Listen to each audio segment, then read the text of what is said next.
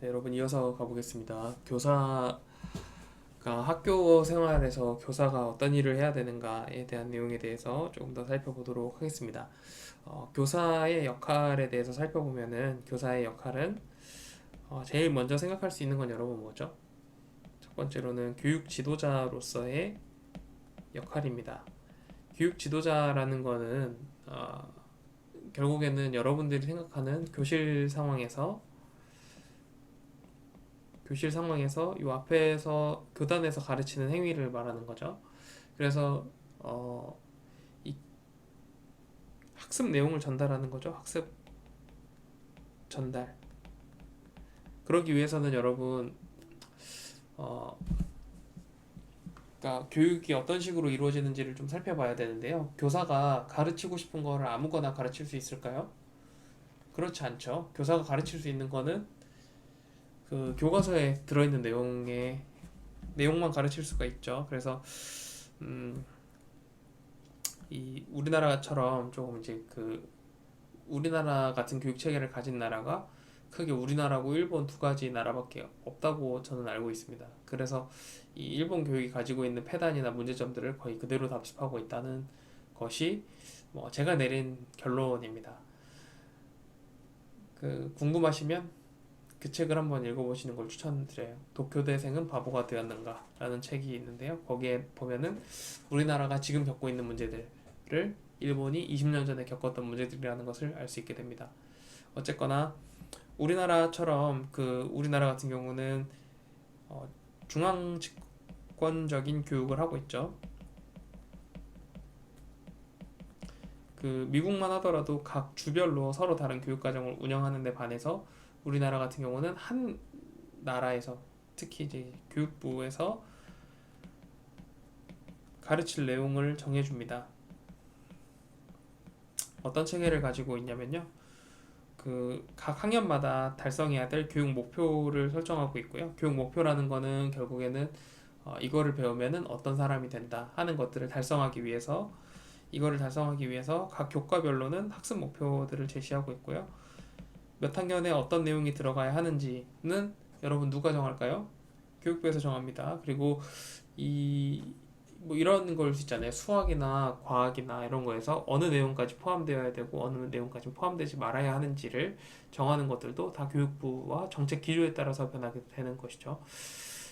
대표적으로 제가 그 고등학교를 다니던 시절에 문과에서는 미적분을 아예 안 배웠습니다. 근데 이 미적분을 안 배우다 보니까 대학에 와서 배우는데 문제가 많이 생겼죠. 통계학과 같은 경우도 문과로 되어 있는 학교들이 많은데 그 문과 학생들이 배우기 어려운 그러니까 통계를 배우려면 반드시 미적분을 알아야 되는데 미적분을 안 배우니까 배우는데 이제 문제가 바로 생겨버리는 거죠. 그래서 그런 부분들을 해결하기 위해서 다시 미적분이 들어오고 이런 내용들 그리고 뭐 그런 거죠. 이제 여러분들 때는 배웠지만 저 때는 배우지 않았던 것들도 있고 저 때는 배웠지만 여러분들은 배우지 않은 것들도 있죠. 뭐 과학이나 뭐 이런 것들 지식 전달 차원에서도 배우고 배우지 않고 하는 부분들이 당연히 있었습니다. 그리고 뭐 역사 같은 거 배울 때도 북한과의 관계 이런 것들은 정권에 따라서 좀 진보적인 정권이 되면은 굉장히 그런 평화나 이런 부분을 강조하고 반면에 이제 또 굉장히 보수적인 곳이 집권을 하게 되면은 오히려 그런 냉전 시대나 이런 쪽을 더 강조하는 그런 부분들을 좀 볼 수 있죠. 그래서 이 교육 목표나 학습 목표가 정해지게 되면은 교과 내용들이 정해지게 되고요. 이 교과 내용들이 정해지게 되면은 각 학교로 이 내용들이 퍼지게 됩니다. 그러면 학교별로 뭐뭐뭐뭐를 가르쳐라 하고 그 지도서가 나오는 거죠. 여러분 그 교사용 지도서 보신 적 있을 겁니다. 학교에 보면은 교과서랑 똑같이 돼 있는데 여기서는 어떤 부분에 초점을 둬서 가르치십시오 하는 내용들이 중점적으로 기록이 되어 있습니다. 그래서 이걸 보고 교사분들이 수업을 재구성하게 되는 거죠. 수업을 재구성하고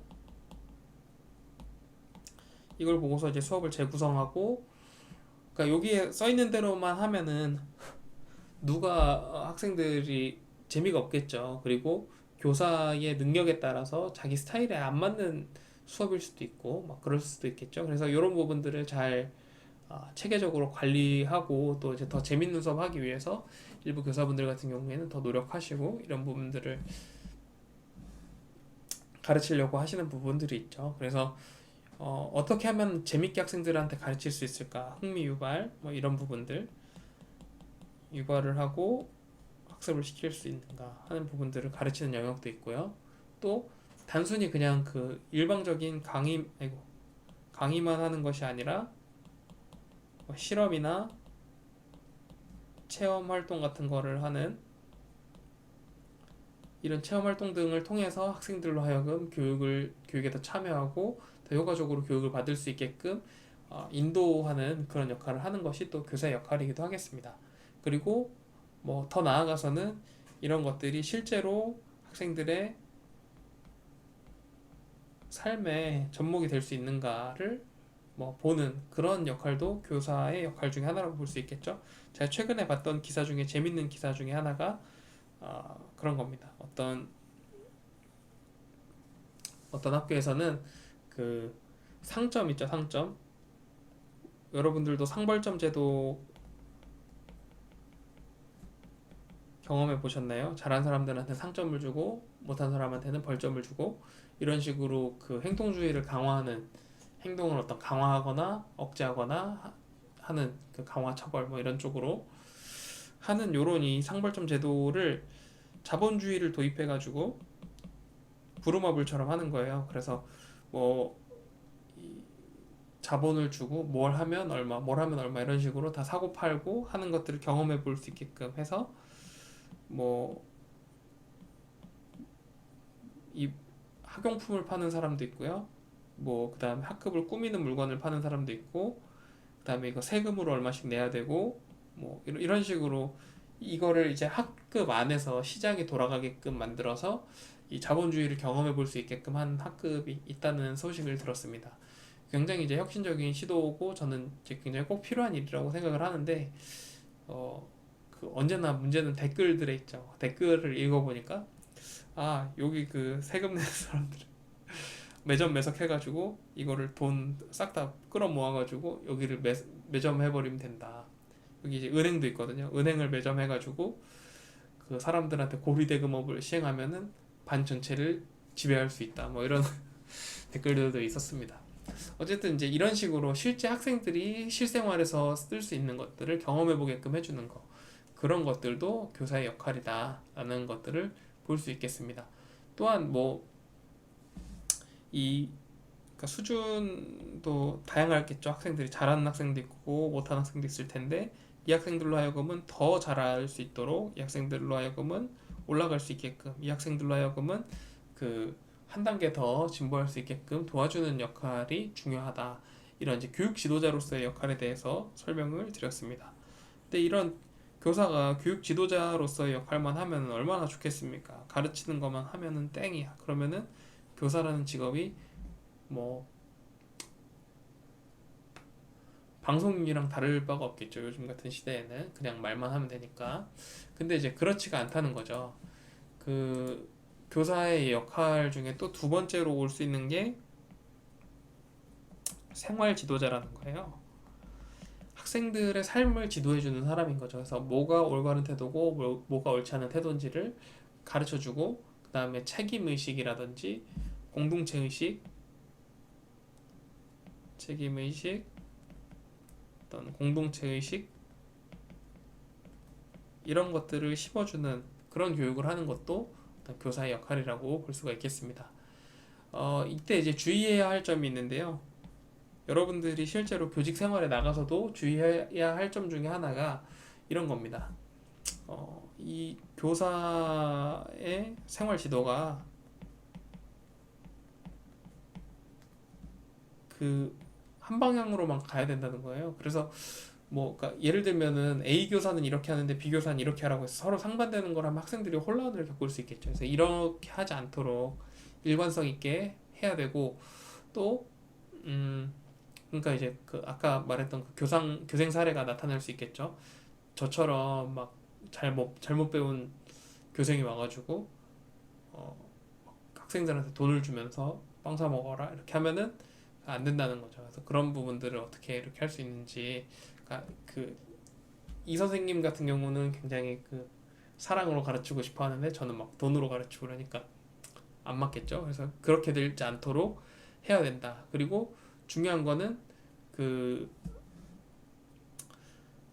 저기 뭐야, 학생 스스로 문제를 해결하게끔 도와줘야지 교사 의존적으로 만들어서 안 된다, 이런 부분들도 있을 수 있겠죠. 최근에 제가 관심 있게 보고 있는 신문 기사가 있는데요, 청소년 도박 문제입니다. 청소년 도박 문제가 생각보다 굉장히 심각하다고 하는데요, 이 청소년 도박이라는 게 어떤 거냐면, 혹시 아는 분들도 있을지 모르겠는데 스포츠 토토라는 게 있습니다. 이 스포츠 토토가 뭐냐면은 그 우리나라에서도 합법적으로 운영되는 사이트가 있어요. 그 배트맨닷컴이라고, 그 우리나라 공공기관에서 운영하는 사이트인데요. 그러니까 이게 사실 그 복권처럼 하는 거예요. 그래서 그 스포츠 토토라는 게 어떻게 하는 거냐면은, 뭐 예를 들어서 야구 경기에다가 돈을 건다라고 하면은 야구 경기에서 이 팀이 이길지 질지에다가 돈을 베팅하는 거죠. 그리고 그 베팅한 돈을 가지고 뭐 베팅해가지고 맞추면은 돈을 뭐 몇 배로 받고, 잃으면은 지면은 다 잃고, 뭐 이런 식으로 하는 건데, 이제 불법 사이트에서, 그러니까 그 우리나라에서 공인된 사이트는 딱 한 개거든요. 그러니까 그 사이트 이외에서 하는 건 전부 불법 도박 사이트예요. 근데 그런 데서 이 학생들까지 내려온 거죠, 이런 불법 도박에 대한 내용들이. 그래서 이 남학교 같은 경우가 특히 심하다고 하는데, 남학생들이 스포츠에 관심이 많잖아요. 스포츠에 관심 있는 남학생들한테 이 게임에서 뭐 유명한, 뭐 예를 들어서 한일전이 있다고 해보세요, 축구 경기가. 그러면 그 경기에다가 이길지 질지에다가 거는 거예요. 그래서 그 판돈이 처음에는 뭐 1,000원, 2,000원으로 시작하는데 점점 커지면서 만 원, 2만 원, 10만 원, 20만 원, 100만 원 단위로까지 올라가고, 결국은 이렇게 학생들에게 도박을 권유하는 이유가, 결국은 이 학생들로 하여금 사금융에 빠지게 만든다는 거죠. 사금융이라는 게 뭐죠? 그 OK 저축은행 뭐 그런 거 있죠. 러시앤 캐시, 이런 거는 사실은 제2금융권이잖아요. 그러니까 두 번째 금융권이라서 막 이자가 20% 30% 이런데, 이거보다 더 뒤로 가는 거죠. 그러니까 어둠의 세력들이 개입돼 있는. 그러니까 막 이자가 막 40%야, 50%야.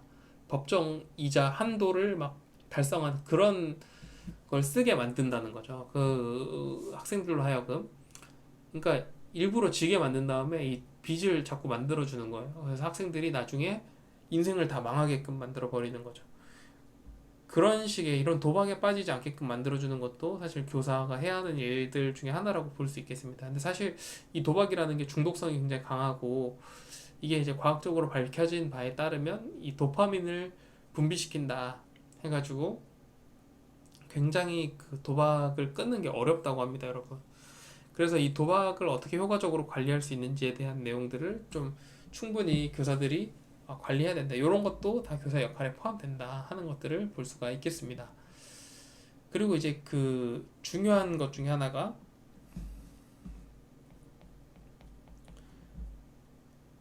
제일 쉬운 방법으로 이거를 어떻게 해결하려고 하냐면은, 이 도박하는 놈들 잡아다가 막 때리는 거예요. 선생님들이 폭력을 행사하고, 선생님들이 막 괴롭히고, 뭐 막 엎드려 뻗쳐 시켜놓고 막 빠따로 때리고 막 그렇게 하면은 처벌은 될 수 있겠죠. 그렇지만 그 학생들이 과연 이 생활을 바꿀 수 있을 것인가 라고 하면은 그렇지 않을 확률이 높다는 거죠. 그래서 이 올바른 치료를 받을 수 있게끔, 이게 사실은 그 정신치료랑 그 다음에 약물치료 이런 것들을 다 복합적으로 해야 되는 부분이라고 알고 있습니다. 그래서 이 중독치료는 꼭 전문가의 상담을 필요로 하기 때문에 그런 쪽으로 잘 안내를 해줘야지, 이게 이제 어떻게든 처벌의 관점을 통해서 처벌로 이걸 해결하려고 하면은 안 된다. 그러니까 사후 약방문을 하면 안 되고 예방하는 쪽으로 지도를 해줘야 된다 하는 부분을 설명드릴 수가 있겠습니다. 자, 교육 지도자와 생활 지도자로서의 교사에 대해서 살펴봤는데요. 여기까지면 얼마나 좋겠습니까? 여기까지면 얼마나 좋겠어요. 근데 이거 여기서 이제 끝이 아니라는 거죠. 세 번째, 학급 지도자로서의 역할을 하는 겁니다. 학급 지도자라는 거는 결국은 학급을 경영하는 사람이라는 거예요. 학급 경영자라는 역할을 하는 거죠. 우리가 이 학급 경영에 대해서도 배울 텐데, 학급 경영자의 어떤 역할을 부여받는 겁니다. 그래서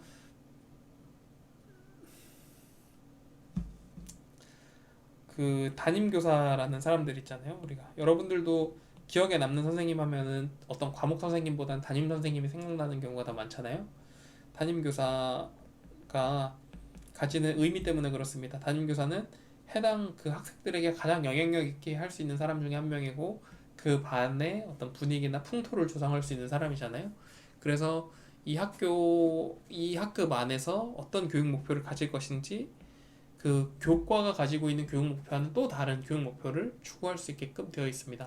그래서 어떻게 하면 학생들이 사회화할 수 있을 것인가, 옆 사람들을 배려하고 옆 사람들을 더 좋은 사람이 되게 하고 나도 그 사람들에게 기여하는 더 좋은 사람이 되게 하는 사람이 될 수 있을 것인가 하는 것들을 이제 볼 수 있겠죠. 그래서 서로 뭐 약속을 하고 약속을 지키는 거 또는 또 뭐가 있죠? 규칙을 정하고 지키는 거라든지 아니면은 부정한 행위에 대해서 침묵하지 않는 법을 가르친다든지 뭐 그런 것들이 될 수 있겠죠. 저희 뭐 집단 컨닝 뭐 이런 일들도 발생할 수가 있잖아요. 그런 경우에 어떻게 하면은 이런 것들을 방지할 수 있는지에 대한 내용들 등등 여러 가지 안전하고 쾌적한 학급을 만드는 데 노력하는 학급 경영자의 역할도 교사에게는 부여가 되어 있습니다. 담임 교사를 맡게 되면 이제 이런 역할을 하게 되는 거죠. 다음으로는 4번. 이것까지만 해도 얼마나 좋겠습니까? 근데 이제 행정 업무를 하는 사람으로서 또 참여를 하게 되는 거죠. 행정 업무라는 것은 결국은 각종 민원이나 여러 가지 행정 처리를 할 일들이 있습니다. 민원이라는 거는 뭐냐면은 학부모들 어떤 상담뿐만 아니라 어떤 이 학생들의 진학과 관련된 일들 뭐 등등 여러 가지 그 아니면은 가정 환경이라든지 다양한 환경에서 그러니까 그 제가 좋아하는 책 중에 그 이홍우 교수님이 쓰신 교육의 목적과 난점이라는 책이 있는데요. 그 책에 보면은 교사가 되는 사람들 같은 경우에 너무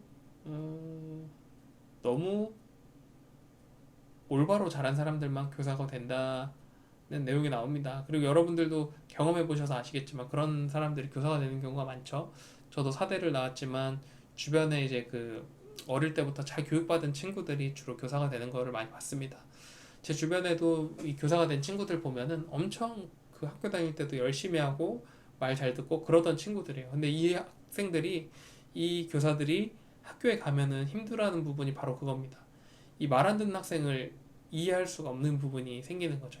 그래서 뭐 제가 제일 들었던 좀 극단적인 케이스 같은 경우는 어떤 게 있었냐면 그 이제 여교사인 친구인데 어떤 학생이 수업 시간에 자유행위를 했다는 거예요. 남자 학교였는데 수업 시간에 자유행위를 하고 막 그거를 친구들한테 막 자랑을 하듯이 뭐 이렇게 하는 그런 상황에서 이 초임 여교사가 너무 당황을 한 거죠. 그래서 그런 문제에 대한 해결을 어떤 식으로 해야 될지를 몰라서 막 멘탈이 붕괴되고 그 자리에서 이제 울면서 교실 밖으로 뛰쳐나가고 막 이런 상황이 생긴 거죠. 이제 이런 것들에서 어떻게 대처를 해야 하는가는 사실 학습 지도이기도 하고 그 다음에 이 사실은 그 남고 같은 경우에는 저는 이제 남고를 나왔으니까 남고의 어떤 그런 문화나 그런 건 익숙한데 여고에는 또 여고의 문화가 있고 그렇다고 하더라고요. 남녀공학에는 공학의 문화가 있고 저는 이제 남고를 나왔으니까 남고 같은 경우에는 초임 여교사가 오게 되면은 그 초임 여교사의 교사의 권위를 굉장히 좀 낮게 보는 경향이 있습니다. 왜냐하면 나이가 많지 않기 때문에 뭔가 나랑 비슷한 사람이다. 그리고 그 물리적으로도 나한테 별로 위협이 되지 않는다. 이렇게 생각을 하니까 좀 이제 그렇게 되는 거죠. 반면에 초임 남자 교사가 왔다. 이러면은 기싸움을 합니다. 봐가지고 만만한지 만만하지 않은지를 보고 만만하다 싶으면은 막 좀 까불고 만만하지 않다 싶으면은 알아서 이렇게 더 고개를 숙이는 거죠. 그래서 보통 초임 남자 교사들은 오면은 그 푸닥거리라고 하죠. 막 학생들 한 번씩 잡고 기합 주고 그런 것들을 합니다. 어쨌든 이제 그런 그러니까 아까 그 수업 시간에 자유행위를 한 그 학생 같은 경우에는 이게 이제 학급 지도하고도 관련이 있는 거예요. 그래서 그 수업 분위기뿐만 아니라 학급에서 교사의 위신이 어떻게 되는가에 대한 내용하고도 연관이 되기 때문에 그런 부분을 어떻게 컨트롤할 수 있는가도 교사로서 굉장히 중요한 역할 중에 하나라고 할 수 있겠습니다. 그러니까 그 되게 이제 복합적이라는 거죠. 이게 교육의 역할이고 이게 행정의 역할이고 생활지도의 영역이고 이렇게 돼 있는 것이 아니라 교육이라는 것이 복합적이기 때문에 앞서 말씀드렸던 것처럼 전문가적인 견해가 필요하고 전문가적으로 이 문제들을 어떻게 해결할 수 있을지에 대한 내용을 좀 이렇게 갈 필요가 있다 하는 내용들에 대해서 설명을 드렸습니다. 또 이 그 행정 처리 중에는 어떤 게 있냐면은 여러분들도 아마 학교에 가시면은 하게 될 텐데 막 축제 준비를 하는 것도 있고요. 막 교무일이라고 해서 여러분 교무실 아시죠? 교무실에 가면 어떤 일들 하는지 여러분들은 모르시죠? 근데 이제 교무실에 가면은 시간표를 짜거나 아니면 연구 업무를 수행하거나 그다음에 꼭 학교로 할당되는 어떤 그 공문들이 있습니다. 공문 처리를 하거나 공문에 대한 대응을 하거나 하는 역할들을 해야 되는 것들이 있습니다. 학생 지도를 하는 부서가 학생부죠. 그래서 학생부의 학생 주임 선생님이 원래 이제 그 무서운 선생님들이잖아요. 그래서 이제 학생 지도를 하는 뭐 그런 것들도 다 행정에 포함이 되는 거죠. 그러니까 그 교실에서의 어떤 학교 그 교실 상황에서뿐만 아니라 학교 전반적인 상황 안에서의 어떤 이런 부분들도 있다 하는 부분들도 있을 수 있겠습니다. 뿐만 아니라 뭐 인사 관리부터 해서 다양하죠. 이제 그 교무부장이 되면은 그 교무부 안에 있는 교사들을 어떻게 관리할 것인지, 어떻게 체계적으로 같이 이 대화하고 소통할 것인지에 대한 내용들도 가지고 가야 한다 하는 뭐 내용들도 있을 수 있겠고요. 또 이제 비공식적인 역할들도 있습니다. 이거는 여기까지만 있으면 또 얼마나 좋겠습니까마는 여기에 플러스 여기까지는 이제 공식적인 거였다면 비공식적인 것도 있습니다. 비공식적인 거. 비공식적인 거의 첫 번째로는 사회자가 있습니다. 여러분 어떤 행사나 어떤 일이 일어났을 때 그거를 그 잘 이렇게 서로의 발언권을 조정할 수 있는 사회자의 역할을 또 해야 되고요. 두 번째로는 판단자의 역할도 해야 됩니다. 판사 역할을 하는 거죠. 학생 두 명이 와서 서로 자기가 잘못한 게 없다고 주장을 하면서 얘가 잘못했어요, 얘가 잘못했어요 하면서 서로 비난을 하거나 이런 케이스가 있을 수 있겠죠. 이런 경우에 누구의 편을 들고 누구의 손을 들어줄 것인가 하는 것도 교사로서 굉장히 중요한 업무 중에 하나입니다. 이때 그 편견이 들어가면 안 되겠죠. 교사로서의 편견이 들어가면 안 되겠죠. 그래서 이제 이런 어려움들도 있고요. 그 세 번째로는 뭐 지식 그 자원을 제공하는 지식 자원자도 있을 수 있겠고 학습 조력자의 역할도 하고 그 다음에 뭐 훈육자의 역할도 합니다. 근데 그 판단자 역할을 하는 데 있어서 제가 이제 좀 재밌는 예시를 들어볼게요. 여러분 만약에 어떤 학생이 오토바이를 훔쳤다고 생각을 해봅시다. 오토바이를 훔쳤어요. 그럼 여러분들은 이 학생에게 뭐라고 이야기를 할 건가요? 자수해라 라고 말을 할 건가요? 아니면은 저거는 두들겨 패고 경찰서에 집어넣을 건가요? 그러면 사실 여러분 훈육이 되지 않겠죠. 그러니까 제가 봤던 책 중에 그 사당동 더하기 24라는 책이 있습니다. 25인가? 아무튼 그 사당동 있잖아요. 서울에 사당역이 있는 그 사당동이 옛날에는 굉장히 그 판자촌, 빈촌이었다고 해요. 달동네였다고 해요. 그래서 거기 사람들을 그 질적 연구를 한 거예요. 거기 그 동네에 들어가서 살면서 24년 동안 그 사람들을 추적 조사한 내용들을 적고 있는데 거기에 보면은 이제 제가 되게 흥미롭게 읽었던 부분인데요. 어떤 학생이 오토바이를 훔쳐요. 오토바이 훔쳤는데 이 학생 같은 경우는 집에 돈도 없고 그러니까 지명수배를 당합니다. 근데 여러분 지명수배를 당하면 여러분들이나 혹은 여러분들 친구가 지명수배를 당했어요. 그럼 이제 여러분들은 어떻게 말을 해줄 수 있을까요? 자수해라 이 말밖에 못하겠죠. 근데 그 책에서 나오는 그런 그 친구들 지명수배된 친구가 있고 그 사람의 친구들의 반응을 보면은 아무렇지 않아 한다는 거예요. 좀 숨어서 도망다니면 된다 이런데요. 그 지명수배가 2년이면 풀린다고 하더라고요. 그래서 2년 동안만 숨어 있으면은 그게 해결되는 문제인데 뭐 그렇게 어렵게 생각하냐 이렇게 하면서 그랬다는 거죠. 근데 결과적으로는 어떻게 됐죠? 2년 후에 안 걸리고 이 사람이 그 지명수배 풀렸어. 결국에는 범죄자도 아니게 됐죠. 그러니까 사실은 그 경찰서로 보내는 게 과연 그 사회 전체적인 이득이나 도덕적으로 봤을 때도 옳은 판단이라고 할지라도 이 학생 개인한테는 득이 되는 게 전혀 없는 그런 상황이었던 거죠. 그리고 이 그 사당동의 문화 안에서는 그것들이 좀 받아들여지는 문화였다라는 것들을 생각해 볼 때 교사의 역할이 사실 되게 이제 쉽지 않다 하는 부분들이 있을 수 있겠습니다.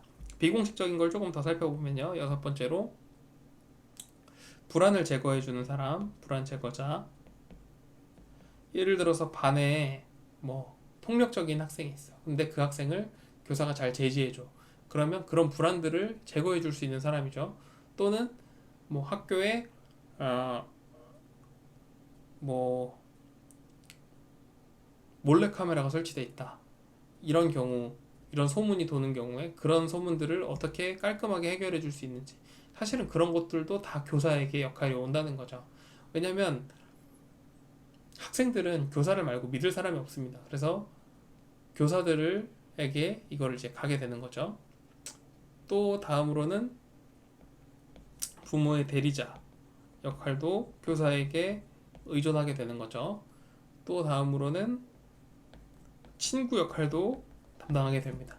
그래서 뭔가 어려운 일이 있을 때 선생님을 통해서 상담을 하고 선생님도 학생들에게 어떤 지도를 주고 그래서 서로 상호작용을 하면서 이런 부분들을 잘 이렇게 조력하면서 나아갈 수 있게끔 해주는 어떤 그런 역할을 제공해주는 사람이 교사다. 또 이제 재밌는 것 중에 하나는 그 적입니다. 적. 여러분 학교 다닐 때 다 경험해 보셨죠? 한 명의 적을 둔다 하면 그 사람 보통 교사죠. 그 담임 선생님을 담임 선생님이라고 안 부르고 담임이라고 부르거나 더 심한 경우에는 담탱이 혹은 담임 새끼 이렇게 부르기도 하죠. 저도 다 해봤습니다. 그래서 저는 어린 시절에 교사가 되고 싶지 않았던 이유 중에 하나가 저 어린 학생들한테 저렇게 욕을 먹으면서 굳이 교사를 할 필요가 있을까 그런 생각을 했어요. 돈도 조금 받는데 그렇게 생각을 했죠. 자, 열 번째로는 애정 대상자 역할도 합니다. 학생들로부터 사랑을 받는 존재이기도 해요. 왜냐하면 그 교사라는 사람이 학교 내에서 이렇게 많은 역할들을 담당하고 있잖아요.